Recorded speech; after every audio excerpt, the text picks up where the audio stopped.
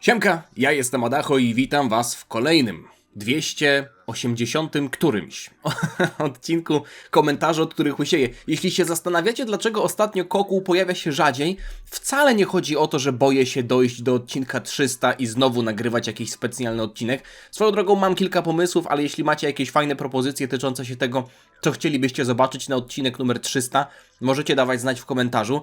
Mam nadzieję, że nie jest to dla was obojętne, tak jak dla mnie stała się troszeczkę obojętna, no nie chcę powiedzieć w 100% obojętna, ale tak odrobinę obojętna polska reprezentacja, bo ten mecz z Nigerią, który ostatnio miał miejsce, to był pierwszy mecz od wielu naprawdę lat, który kompletnie mi jakby przeleciał poza moim radarem. Ja nawet nie wiedziałem, że on ma miejsce, bo jak są mecze towarzyskie, to ja zazwyczaj je oglądam, nawet bym powiedział, że zawsze je oglądam. Sprawdziłem tylko wynik, obejrzałem skrót meczu, zobaczyłem to pierdolnięcie z 3-funtowej armaty na twierdzy Kłodzko w 95 minucie, więc nie mówcie mi, że jestem hipokrytą zakładając to godło, bo ja kocham Polskę, ale reprezentacja, jak to mój kolega mówi, reprezentacja, jeśli już mamy omijać jakąkolwiek dużą imprezę, to omińmy właśnie tę, która jest rozgrywana w godzinach nocnych. Nie wyobrażam sobie, żeby ktoś wstawał na 3 w nocy na mecze Demokratycznej Republiki Kongo czy jakiegoś Curacao. Chociaż myślę, że parafrazując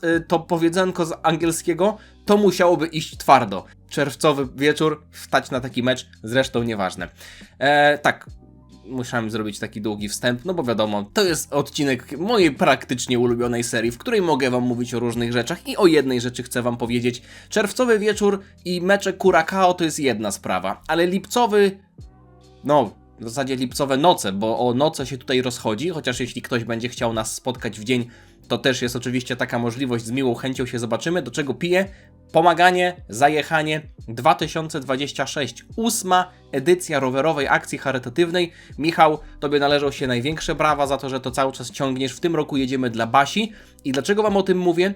Bo nasza trasa jest już znana. Będziemy jechać od 5 lipca do 10 lipca i jeśli ktoś z was ma ochotę, ma czas, ma możliwość przenocować 2 bądź 3, Witek się jeszcze zastanawia, czy będzie mógł jechać, ale 2 bądź 3 uroczych mężczyzn z rowerami w miastach, które teraz wam wymienię, w terminach, które teraz wam wymienię, to jak najbardziej chętnie skorzystamy z noclegu. 4 jedziemy do Gdańska, tam nocujemy i 5 z Gdańska wyruszamy do Kościerzyny. W Kościerzynie śpimy, 6 wyruszamy do Chojnic, 7 wyruszamy do Nakła nad Notecią, tam kolejny nocleg i 8 zjedziemy z Nakła do Pobiedzisk. W Pobiedziskach akurat nocleg mamy, więc tam nie potrzebujemy spać. 9 jedziemy z Pobiedzisk do miejscowości Pyzdry. Z tego co widziałem, dość mała miejscowość, ale wiecie, jeśli ktoś mieszka w okolicach, powiedzmy nawet tam 10 km w tę czy w drugą, my możemy tę trasę tak naprawdę zmodyfikować w trakcie, więc jeśli na przykład żyjecie pod Pyzdrami i mówicie, ach, prawie, no to tak nie działa, możemy podjechać bez problemu. 9 śpimy w Pyzdrach i 10 jedziemy do Jarantowa, tam już noclegu nie potrzebujemy, bo z tego co kojarzę, to będziemy po prostu bezpośrednio wracać do domu, więc 5-10 lipca akcja się powoli zbliża, można powiedzieć, że równo za miesiąc dla was, równo za miesiąc wyjeżdżamy. Możecie się oczywiście odzywać na maila mojego, adacho.kontakt@gmail.com, jeśli ktoś ma możliwość w tych noclegach, w tych miejscach, w tych terminach zapewnić nam nocleg, też biorąc pod uwagę rowery, bo mamy oczywiście rowery z sakwami, byłoby wspaniale, ale jeśli nie, będziemy mieli namiot, myślę, że sobie poradzimy tak czy inaczej. Tyle jeśli chodzi o ogłoszenia wstępne, ja przechodzę do komentarzy. Michał Matyjewicz. Jakie nowe, żeby nie powiedzieć filerowe wątki, które rozszerzyłyby sagę Moro, widziałbyś w anime? W moim przypadku wyglądałoby to tak. Tutaj przejdę przez te punkty, bo Michał wymienił bardzo ciekawe rzeczy. No może najpierw wspomnę o jednej rzeczy. Filerowe. Można byłoby to tak nazwać. Wolałbym mimo wszystko, żeby to były wątki anime ekskluzywne i uważam, że można byłoby to nawet nazwać w określonych okolicznościach rozszerzoną wersją sagi Moro. Do czego piję? Sagę Moro, jak Toyotaro zresztą nam bezpośrednio powiedział, pisał właśnie sam Toyotaro. Wiadomo, że Toriyama dawał tutaj czasem poprawki, zielone światło, czerwone światło, to popraw, to zmień, może taki pomysł, ale Toyotaro jest autorem fabuły sagi Moro. I wyobraźcie sobie sytuację, w której Toei Animation, przygotowując skrypty, scenariusze do odcinków, prawdopodobnie to już się w ogóle dzieje, jeśli wierzyć nieoficjalnym informacjom, że to już produkcja sagi Moro trwa, Co jeśli Toei Animation, na przykład z jakimiś jeszcze tam redaktorami, żeby nie było tak, że Toyotaro ma jakąś tam samowolkę, ale konsultuje właśnie tę linię fabularną, te scenariusze z Toyotaro i on, jako osoba, która odpowiada oryginalnie za fabułę, mógłby faktycznie akceptować te rozszerzone wątki, o których chociażby Michał tutaj pisze. To byłoby wspaniałe, bo nie dość, że mielibyśmy bogatszą historię, dłuższą, to na pewno byłoby to też ciekawsze, bo niektóre wątki zasługują na rozszerzenie i też fani, którzy znają historię mangową, mogliby się w jakiś sposób zaskoczyć. Jak Moro uciekł z więzienia? Gdy saga Moro się zaczyna, Moro jest już zbiegiem, ale myślę, że fajnie byłoby, gdyby scenarzyści od Toei dodali więcej kontekstu do tego wydarzenia i po prostu pokazali, jak Moro powoli odzyskuje swoje siły magiczne, uwalnia się z więzienia i ucieka. Zgadzam się, jeśli chodzi o przeszłość Moro, tak naprawdę znamy tylko jego walkę z Daikaiyoshinem 10 milionów lat temu, jeśli dobrze pamiętam, z czapy mówię ten okres, ale wydaje mi się, że to było 10 milionów lat temu, więc wiemy, w jaki sposób Moro został zapieczętowany. No i wiadomo, nie chcemy oglądać prawdopodobnie tego, jak on tam siedział przez te 10 milionów lat, ale sam moment wyjścia z więzienia, odzyskania tych mocy, to byłoby na pewno ciekawe, więc zgadzam się tutaj z tobą, Michał. Natomiast jeszcze w sumie jedną rzecz dodam. Wolałbym mimo wszystko, jeśli taka scena, hipotetycznie tutaj sobie zakładamy, że to co tutaj, Michał, wymieniłeś, się pojawi. Wolałbym, żeby taka scena pojawiła się dopiero później, bo gdybyśmy ją zobaczyli na początku, jak Moro ucieka, i potem mielibyśmy to pierwsze pojawienie się Moro w mandze, to ujawnienie się Moro, kiedy Goku go próbuje wyszukać za pomocą błyskawicznej transmisji, ta scena mogłaby uderzyć nieco słabiej, bo jej siłą jest właśnie to, że to jest pierwsze pojawienie się Moro. Więc moim zdaniem byłoby dobrze, gdyby taka scena, o której piszesz, pojawiła się, ale dopiero po tym, jak wiemy już, jak Moro wygląda. Więcej scen treningowych pomiędzy Goku a Merusem. Manga co prawda ładnie przedstawiła ich relacje, ale anime też może dodać od siebie więcej, by widzowie jeszcze bardziej docenili tę postać. Tutaj się zgodzę i ogólnie zobaczyłbym więcej informacji na temat Merusa. W sensie, nie mówię nawet o tym, żeby dodawać jakieś rzeczy tyczące się samego Merusa, które miałyby być właśnie tak w cudzysłowie nazwane fillerowymi, tylko wykorzystać to, co zostało wspomniane i rozbudować to. Na przykład Whis mówił o tym, że Merus jest jego młodszym bratem, więc można byłoby wokół tego dobudować coś. Ja nie mówię tutaj, żebyśmy poznawali jakieś zaawansowane backstory Merusa, ale sam ten wątek aniołów i tej boskiej hierarchii, zwłaszcza na tych najwyższych szczeblach, jest o tyle ciekawy, a Merus jest o tyle nietypową postacią, bo jest aniołem, który wszedł do świata śmiertelników, a potem stał się śmiertelnikiem. Poza tym jest aniołem, który nie jest przypisany do roli piastowania jakiegokolwiek stanowiska anielskiego, jakiegoś mentora Boga zniszczenia, nie jest przypisany do żadnego wszechświata. Skąd on się wziął? Gdybyśmy dostali jakiekolwiek informacje na ten temat, to na pewno byłoby ciekawe.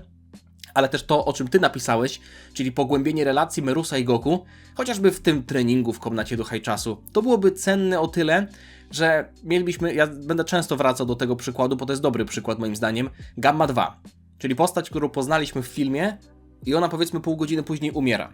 I można powiedzieć, okej, emocjonalna scena, aktor głosowy wypruł z siebie żyły, tutaj muszę mu to oddać, ale fakt, że myśmy ledwo gościa poznali i on tak naprawdę wyglądał prawie identycznie jak Gamma 1, czyli było widać, że to jest po prostu robot stworzony na taśmie, można tak to powiedzieć. Gamma 1, Gamma 2 nie różnili się za bardzo. Postać trochę bez rozwiniętego charakteru i osobowości. No to taka scena, w której on się poświęca, nie niesie ze sobą takiej mocy, jaką powinna nieść. W przypadku Merusa myślę, że to będzie łatwiej Merusowi będzie na pewno wywołać emocje, bo to poświęcenie jest pod koniec sagi, kiedy my już go znamy przez długi czas, i będzie on pokazywany nam przez wiele odcinków, więc na pewno i w wielu sytuacjach, więc na pewno w przypadku Merusa będzie łatwiej się, powiedzmy, nawet wzruszyć, ale nadal uważam, że można byłoby to rozbudować tak samo jak ty. Krótkie flashbacki o tym, jak Merus wstąpił w szeregi Galaktycznego Patrolu, ponieważ jest to kolejna rzecz powiedziana, a nie pokazana, więc anime znów ma tu szansę na większe rozszerzenie historii tej postaci. Chociażby to nawiązuje też do poprzedniego punktu, jak najbardziej.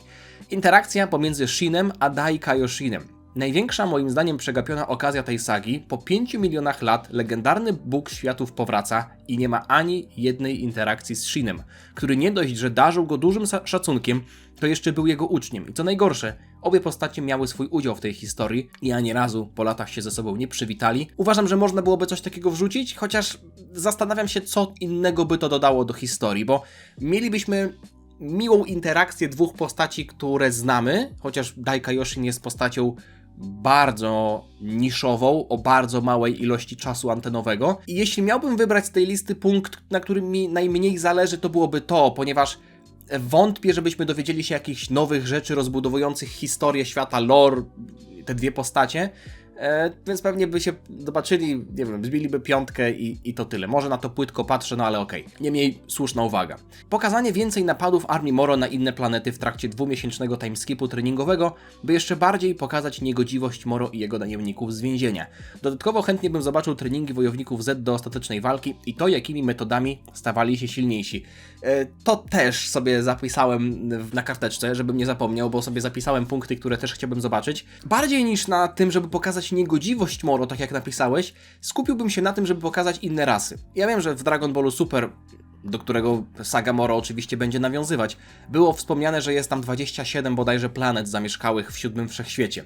Okej, jeśli odejmiemy od tego Nową Namek, Ziemię, Serial i kilka planet, które widzieliśmy na łamach mangi gdzieś tam powiedzmy w Sadze Granoli, jak Goku z Gasem się teleportowali z planety na planetę, to jest jeszcze przecież okazja do tego, no i też w Sadze Moro widzieliśmy różne planety. Planetę Zun bodajże, czyli te, z której pochodził Puj Puj. Mówię z czapy, więc myślę, że tutaj się nie pomyliłem. Ale to jest o tyle ciekawe, że moglibyśmy zobaczyć rozbudowanie świata Dragon Balla. I to jest coś, na czym mi bardzo zależy. Niekoniecznie, żeby pokazać, jak ta armia jest zła. Ja wierzę na słowo, że oni są źli.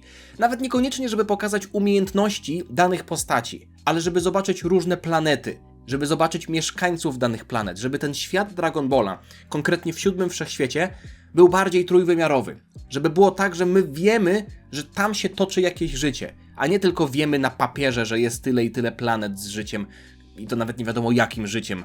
Odnośnie moich punktów, ja oczywiście też się zgadzam z tym treningiem Ziemian. Nawet nie chodzi o to, żeby pokazać, jak oni przygotowują konkretne kombinacje, no bo na pewno byłoby ciekawiej zobaczyć to, w sensie teraz my wiemy, jak to będzie wyglądać, ale większym zaskoczeniem dla widzów anime będzie to, jak zobaczą, jak Gohan i Piccolo wykonują pewne kombinacje już podczas walki z OG 7-3, aniżeli jakbyśmy oglądali to w treningu, bo wtedy podczas walki nie byłoby aż takiego elementu zaskoczenia. Ale sam proces treningu, jakieś przebitki, na przykład elementy z Chiaotzu, Tenshinhanem, Yamshą, w jaki sposób oni, gdzie trenowali, coś, co po prostu pokazałoby nam, że to nie jest tylko i wyłącznie pstryknięcie palcem, 2 miesiące mijają i idziemy dalej, nie? I musicie uwierzyć na słowo, że coś takiego miało miejsce. Mimo wszystko, rzeczą, na którą ja bardzo liczę, są flashbacki z Yardrat, jak Goku był na Yardrat. Czyli Vegeta lecący na Yardrat. Oczywiście też chciałbym zobaczyć rozwinięcie tego treningu, bo widzieliśmy tam różne sceny, chociażby z tym gościem z rasy Zarbona.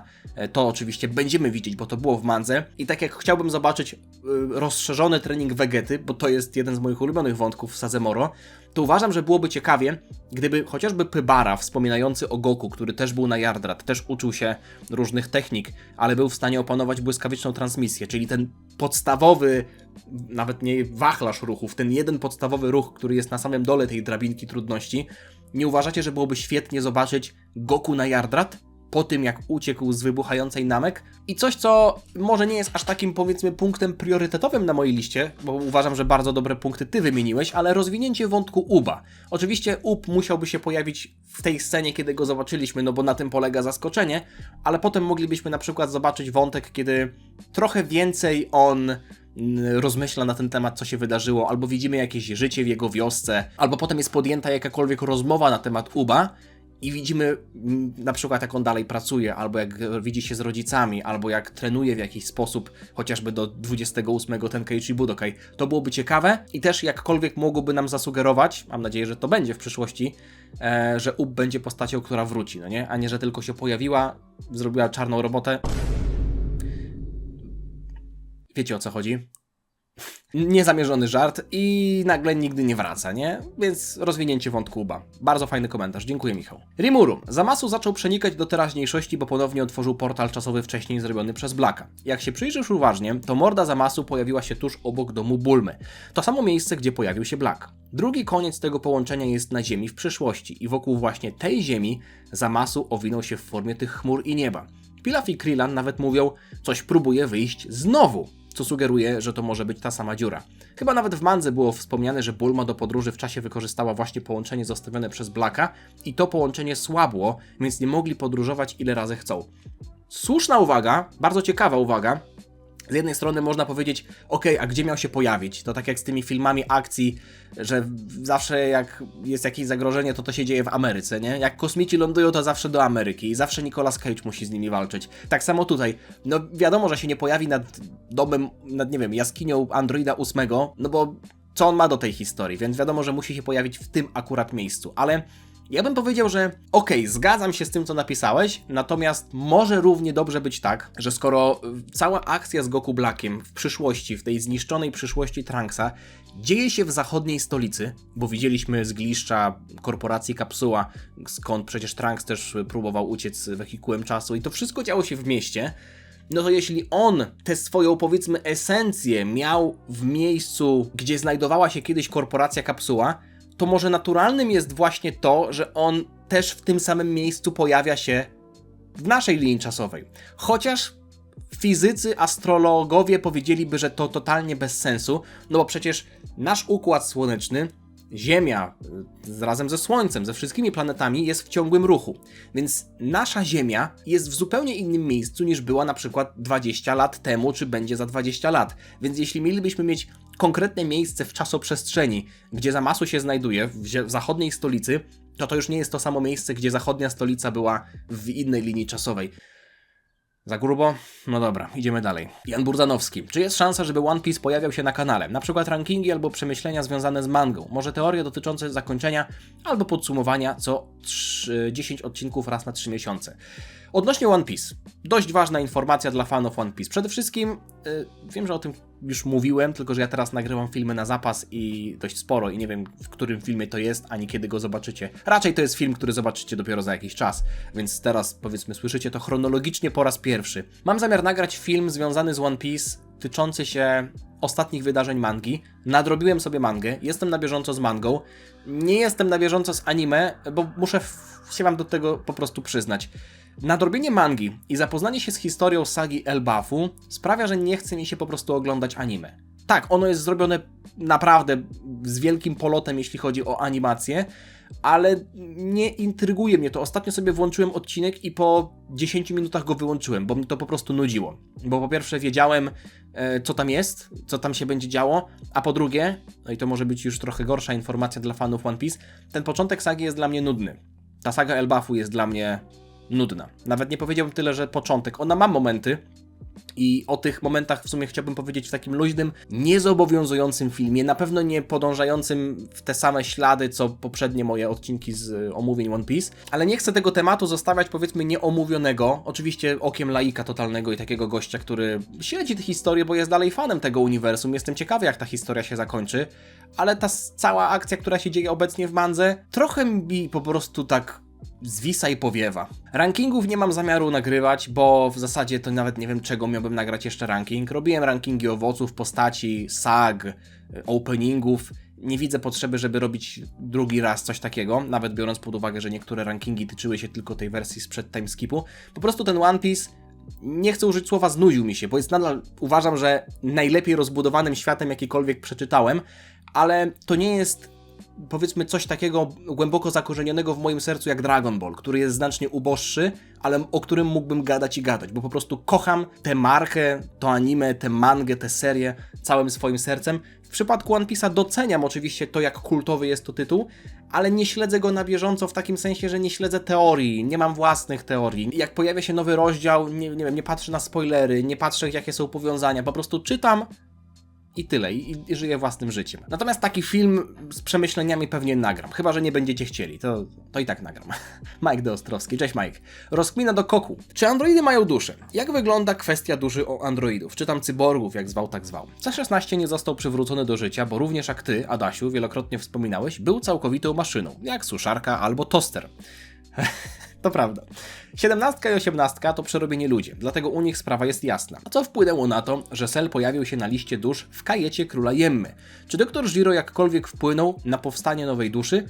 I czy tym samym Cell Max, stworzony z projektów Dr. Giro, też posiadał duszę, mimo swojej pierwotnej i prymitywnej osobowości, stąd też mógł trafić do zaświatów? Pozdrawiam serdecznie i życzę pogodnego dnia. Okej, spójrzmy na Dragon Balla GT.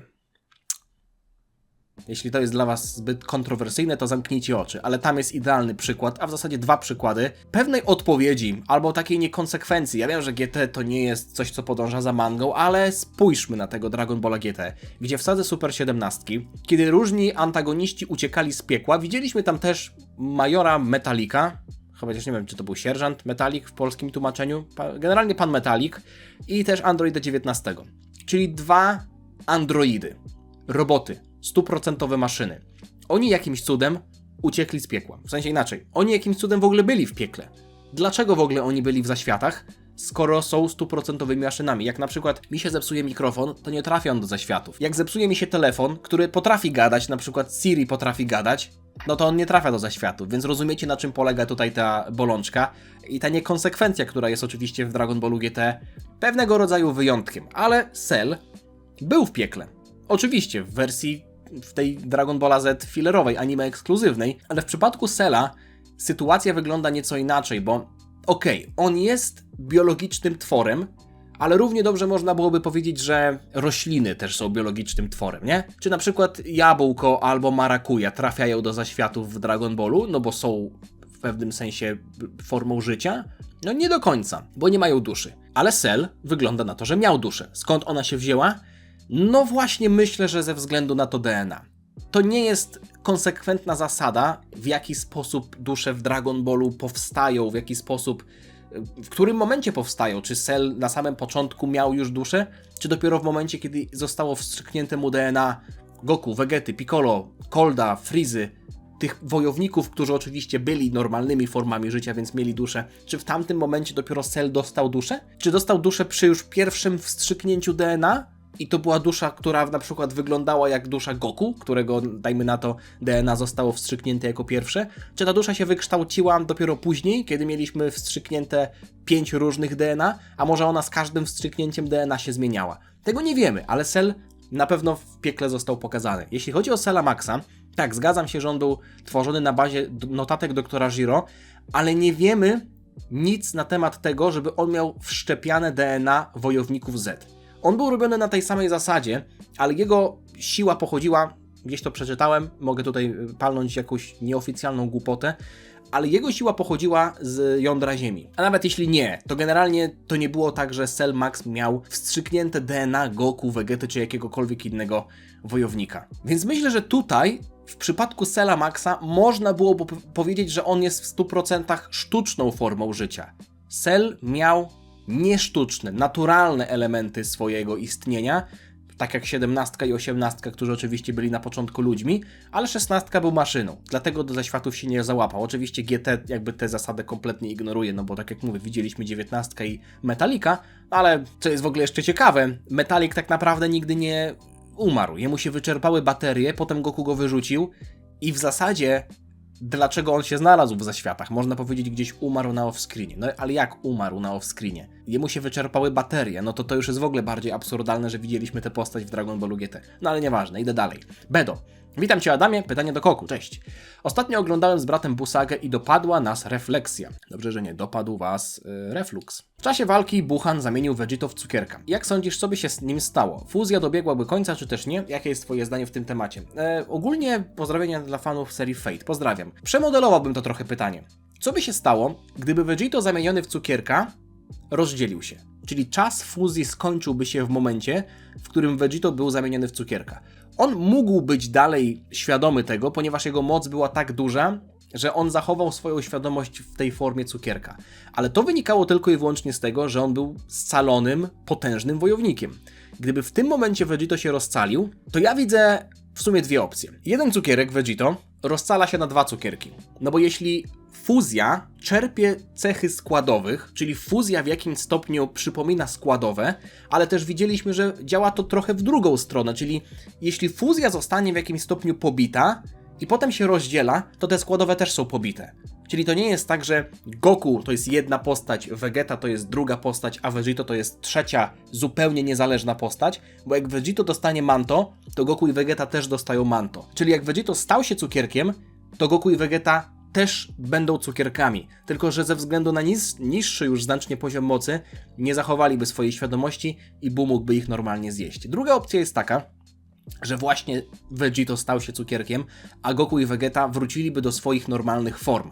I wtedy na pewno byłoby to dla nich bardziej korzystne, bo nie byliby przemienieni, ale w walce z Buchanem też nie mieliby szans rozdzieleni. W sumie jest jeszcze może nawet trzecia opcja. Fuzja nie mogłaby się rozdzielić, kiedy oni są w cukierku, bo na przykład w cukierku nie widzieliśmy potar. A wiemy chociażby na przykładzie Kefli, że jak potara pęka, to fuzja się kończy. Na cukierku nie było potar. Więc w jakiś sposób Buu utrzymał Vegito w tej jednej formie cukierka, mimo tego, że to nie wyglądało już jak fuzja. Więc być może ta fuzja w formie cukierka byłaby permanentna właśnie ze względu na to, że coś jak w przypadku Mafuby. Zostali po prostu zapieczętowani w tej formie i Buu zdecydował w pewnym momencie, że ich uwolni. Tak to widzę. Maciej Balicki, pytanie do Goku. Gdyby logika Zenkai Boostów została zaaplikowana od początku przygód Goku na Ziemi, to jak silny byłby nasz bohater w czasie przybycia Radica? Zakładając, i to jest dość jakby luźne założenie, bo jeśli chodzi o ten mnożnik Zenkai Boosta, to on nie jest stały, chociaż podam wam pewną ciekawostkę. Vegeta, mając poziom mocy 18 000 na Ziemi, potem przeszedł Zenkai Boosta i doszedł do 24 000 na wsadze Namek. Czyli to jest wzrost o jakoś 33%. Potem Goku na Namek, przy jednym Zenkai Boostie, kiedy się leczył w komorze leczniczej, miał 90 000 na początku, a potem wzrósł do 3 milionów, co jest wzrostem o 33,3 raza. Czyli mamy znowu to 33, ale to są tak naprawdę dwa z wielu przykładów, bo były mnożniki razy 100, razy 50, razy 25, znaczy procent, no nie? Więc tutaj tej zasady nie ma. Ale zakładamy na potrzeby tego argumentu, że za każdym razem jak Goku przechodzi Zenkai Boosta, to jego moc wzrasta o 2 razy. Czyli dość skromnie. I zakładamy, że Goku, mały Goku, miał poziom mocy 100, ok? No to tak. Scena, w której Tao Pai Pai trafił go do Donpo i uratowała go smocza kula. Goku był nieprzytomny, był bliski śmierci. Powiedzmy, że tutaj przeszedł Zenkai Boosta. Dochodzi do 200 jednostek mocy. Potem sytuacja, kiedy Piccolo Daimao go prawie zabił. Dochodzi do 400. Potem sytuacja, kiedy Tamburyn prawie go zabił. Znowu razy 2, 800. Potem końcówka walki z Piccolo Daimao. Goku był tam bardzo mocno pokiereszowany. Powiedziałbym, że też tutaj mógł zaliczyć się jakiś Zenkai Boost. Dochodzimy do 1600.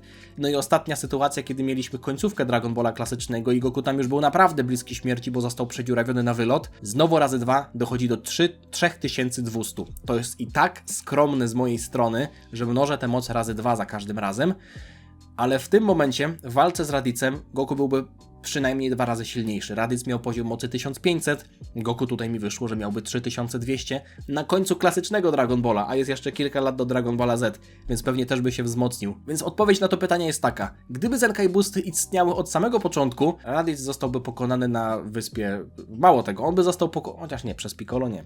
Piccolo nie przechodzi Zenkaiów. Zostałby pokonany przez Goku na wyspie Żółwia. Mateusz Sarawa. Goku. Trochę zamieszania jest z tym remake'iem Superki, ale mam pytanie. Jak według Ciebie mogłoby to wyglądać, jeśli by się użyło elementów zarówno z mangi, jak i z anime? Na przykład w sadze Szampy Goku by użył szybkiej zmiany z Goda na Blue, dzięki czemu w sadze Zamasu Vegeta też by tego użył, ale również Kaiokena. A i drugie pytanie, czy grałem w Gotika? Nie grałem, ale kiedyś na pewno zagram. Nie jestem tego fanem, bo chociażby w tym przypadku trochę mi się to po prostu gryzie.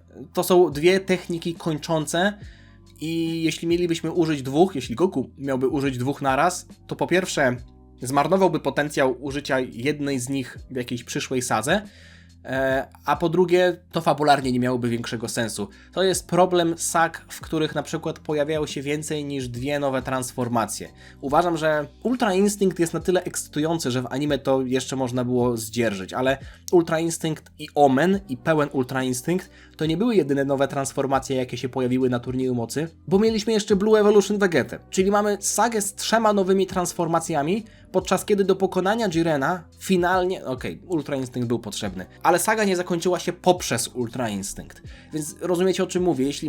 Jeśli mamy jakiś duży moment w historii, który mógłby zakończyć sagę, który jest ekscytujący, ale tej sagi nie kończy, to jednocześnie ten moment traci na tym, że pojawił się i zniknął, tak jak na przykład Vegeta's Force Spirit Fission, chociaż to jest technika, która jest użyteczna w wielu różnych sytuacjach i marnujemy też jakby szansę na to, żeby zakończyć sagę w pewien sposób i dodatkowo wrzucamy jakieś jeszcze inne rozwiązanie. Oczywiście, to nie jest czarno-białe, czasami jakby saga jest się w stanie obronić w ten sposób, no bo w sadze Moro też mieliśmy powiedzmy momenty, w których ta sytuacja mogła się skończyć, a się nie kończyła i potem dostawaliśmy coś jeszcze ciekawszego, ale jakby rozumiecie pewien tok myślowy. Wilczek, no dobra, serio. Większą szansę miałby Zaraki Kenpa, czyli na zostanie Hokage, czy Kakashi Hatake na znalezienie One Piece? Z tego co widziałem, no to Hokage zostało przynajmniej 5 osób, nie? W momencie w historii, w którym jestem ja, na pewno zostało 5 osób, no a jest jeszcze tytułowa postać, która została. No a One Piece w zasadzie znalazła jedna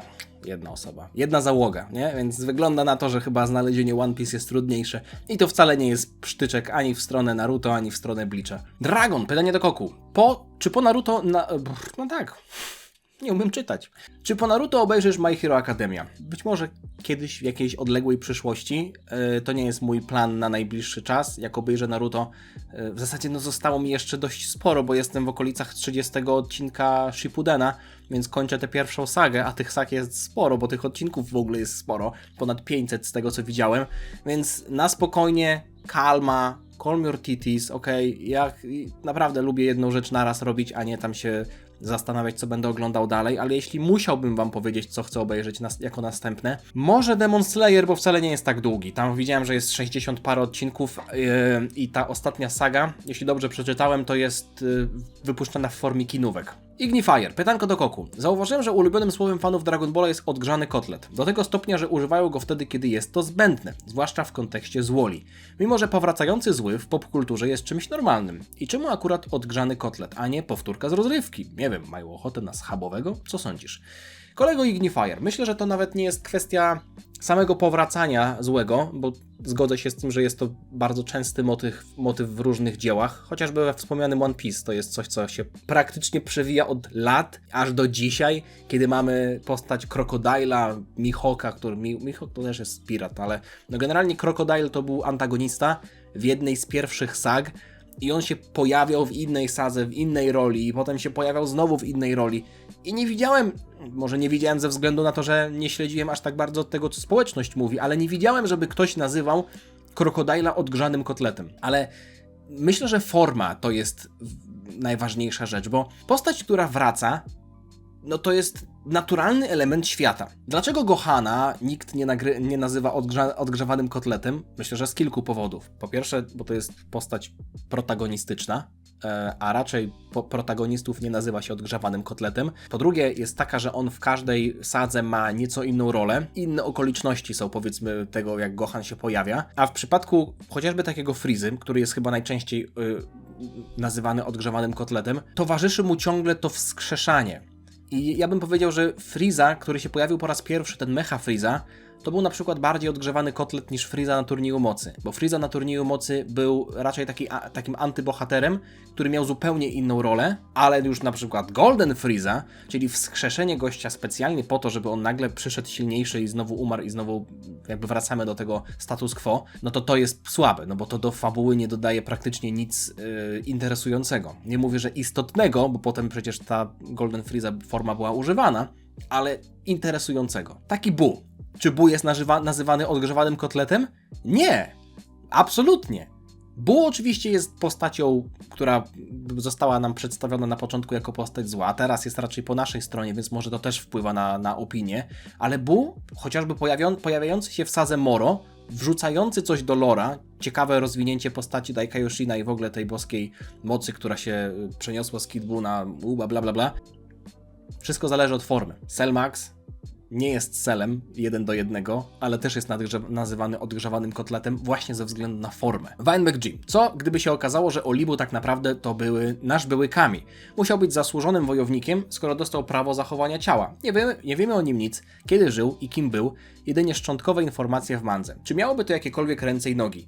Nie mówię nie, ale uważam to za wysoce nieprawdopodobne. Z jednego prostego powodu, który w sumie bazuje na założeniu, że Kami siedzi na chacie i nie wychodzi stamtąd. I tak jak mieliśmy naszego Kamiego, poprzedniego w sensie, który zszedł na ziemię podczas 23 Tenkaichi Budokai i tam nikt nie znał Kamiego, w sensie on się musiał nawet nie tyle co przedstawiać, co Goku tam musiał mówić, że to jest Kami i wszyscy mówili what? Więc to sugerowało, że Kami nie jest postacią po pierwsze znaną, a po drugie postacią, która się pojawia często na ziemi, bo może po prostu młode pokolenie go nie znało, a on się gdzieś tam pojawił, nie wiem, 60 lat temu. Nie, Kami raczej siedzi na górze, obserwuje wszystko z pałacu. W przypadku Dendiego oczywiście sytuacja jest nieco inna, bo Dendi był Kamim krócej, ale taki Herkules też go nie znał, chociaż Herkules mógł się po prostu wykazać ignorancją. Zmierzam do tego, że Olibu jak był Kamim, to pewnie też zmarł jako Kami, no a ma pomnik w tym Muzeum Najbardziej Zasłużonych Wojowników. Chyba że było tak, że na początku był Kamim i potem w sytuacji, w której mieliśmy jakiś konflikt na ziemi, on zszedł, pojawił się mieszkańcom i wtedy został przez nich poznany. Dlatego mówię, sytuacja jest elastyczna, nie wiadomo jaką on miał historię, ale jeśli on był Kamim, to mógł mieć boską kij. A raczej Olibu bym do tego nie mieszał, chociaż kto wie. Kojot, pytanie do Koku. Jest 3 godzina, a ja zlany potem siedzę na kiblu i wspominam chwilę wcześniej przeżyty koszmar z tobą w roli głównej, Adacho. Równo o godzinie 12 rozpocząłeś test egzaminacyjny z przedmiotu fizjologia. Był to drugi termin, ponieważ na pierwszy nie mogłem przyjść. Zrobiłeś takie pytania, że wiedząc wszystko i tak człowiek nie napisał nic. Za późno zorientowałem się, że trzeba ściągać. Ściąg nie miałem, ale na szczęście miałem napoje marki Alfred. O smaku coli i kiwi. Były dobre, egzaminu nie zdałem. To byłby dobry moment na lokowanie, ale następnym razem. Egzaminu nie zdałem. Gdybyś pracował jako wykładowca, dawałbyś takie trudne egzaminy? Tak. I bym karał za ściąganie. Możecie powiedzieć, że jestem hipokrytą, jeśli zakładacie, że ściągałem. Starałem się nie ściągać. W zasadzie to nawet nie pamiętam sytuacji, kiedy bym na studiach ściągał. Nie mówię, że w ogóle mi się nie zdarzyło, bo to byłoby kłamstwo. Nie jestem w stanie wam jakby powiedzieć jakiejś jednej sytuacji, ale to byłoby kłamstwo, gdybym powiedział, że ani razu mi się nie zdarzyło ściągać. Natomiast ja, jak poszedłem na studia, to bardzo dużą satysfakcję czerpałem chociażby z tego, że ja jestem tam, bo chcę tam być. W przypadku podstawówki, gimnazjum i potem liceum, czy komuś się to podobało, czy nie, musiał tam chodzić, bo taki jest obowiązek. Ale na studia poszedłem ze względu na to, że chciałem na nie pójść i byłem na kierunku, który bardzo mi się podobał i to dawało mi nie dość, że taką świeżość w życiu, bo miałem jakiś dodatkowy cel, do którego dążę, to też wielką motywację do tego, żeby się po prostu uczyć i przygotowywać. Więc chociażby ten pierwszy czy drugi rok, no to w zasadzie przez całe studia się starałem. Wiadomo, że później jak już sama końcówka to były te zdalne, no to... Ale zmierzam do tego, że jeśli ktoś idzie na studia, to nie mówię o wszystkich, ale myślę, że 99% przypadków to jest sytuacja, w której ktoś chce iść na studia. Chociaż może myśli, że musi, albo że wypada, nie wiem jakie są sytuacje, ale na studiach jesteś dlatego, że się sam na nie zapisałeś, więc jeśli ktoś ma dostać dyplom, na przykład jakiegoś lekarza, czy kogokolwiek, kto ma później dzierżyć jakąś odpowiedzialność, ma nie mieć kompetencji ze względu na to, że wykładowcy go przepuszczali, albo że sobie ściągał, to jest po prostu niebezpieczne dla osób, które taki na przykład nauczyciel czy lekarz będzie potem obsługiwał, którymi się będzie opiekował. Dlatego uważam, że trudne egzaminy, nie mówię, że chamsko trudne, ale takie wymagające egzaminów, faktycznie sprawdzające wiedzę, to jest coś po prostu sprawiedliwego i potrzebnego i to powinna być norma. Teraz mi łatwo mówić, bo mam już to za sobą, ale tak, dlatego mówię, że może dla niektórych jest to hipokryzja. Godzę się z tym. Zel, podoba mi się, że zadajesz najlepsze pytanie, na pewno nie najlepsze, ale ostatnio zadałem pytanie, czy są techniki w DB nie używające key. No nie wiem, chociażby telekineza, czytanie w myślach. Możecie mi jeszcze jakieś przypomnieć, ale wydaje mi się, że chociażby to czytanie w myślach to nie wymaga żadnej key. Dziewczyna na M, pytanie do Koku. Gdyby Beast Gohan miał aureolę, to czy byłaby ona na jego włosach, czy w jego włosach, czy nad włosami? Pilne. Poważne pytanie, ale sądząc po tym, co można znaleźć w ogóle w Dragon Ballu, w anime, czy w mandze, stawiam, że byłaby ona nad włosami. Dlaczego? Jak widzimy, aureola w przypadku Dragon Ballowych postaci jest zawsze nad najwyższym punktem, który należy do danej postaci. Czyli w przypadku Cella chociażby widzimy, że aureola nie jest między tymi jego antenkami, jak to nazwać, tymi jego łukami na głowie, tylko nad nimi. W przypadku Goku aureola jest nad jego włosami, mimo tego, że mogłaby być niżej. Tak jak na przykład tutaj w przypadku Piccolo, aureola jest tuż przy jego głowie. W przypadku Vegety w ogóle jest zabawnie, bo aureola jest bardzo wysoko, nad jego fryzurą, która w sumie mogłaby być jeszcze wyższa, w sensie włosy mogłyby być dłuższe, tak jak w przypadku Gohana Beasta i ta aureola pewnie byłaby za włosami, więc zasada jest tutaj znana, ale włosy, czy chociażby te czułki Cella, to są elementy ciała. Ale w przypadku Paikuhana jego czapka to nie jest element ciała. A jak sobie zobaczycie, Paikuhan przed zdjęciem czapki aureolę miał nad czapką, a potem kiedy zdjął ten kapelusz, to aureola się obniżyła do poziomu powiedzmy bliżej jego głowy, co w ogóle nie ma sensu. I przykro mi, że przechodzę po raz kolejny do takiej konkluzji, którą można byłoby podsumować przynajmniej połowę pytań z Kokła, ale Dragon Ball nie ma sensu. W miejscach po prostu nie ma sensu. Więc z tą może trochę depresyjną myślą, ale prawdziwą, zostawiam Was na resztę dzisiejszego dnia i na resztę tego tygodnia. Pozdrawiam Was, dziękuję Wam za oglądanie, zostawcie lajka, jeśli Wam się podobało, suba, żeby niczego nie przegapić. Czekam na Wasze kolejne komentarze. Możecie podbić ten film, jeśli macie taką możliwość. Jestem wdzięczny za całą Waszą aktywność i przypominam o tej trasie pomaganie zajechanie. Jeśli ktoś może w nas w tych miejscowościach, w danych terminach przenocować i nasze rowery, to odzywajcie się na maila. Będziemy zobowiązani, jak to się mówi. Miłego dnia Wam życzę. Trzymajcie się. Na razie. Cześć. Dziana.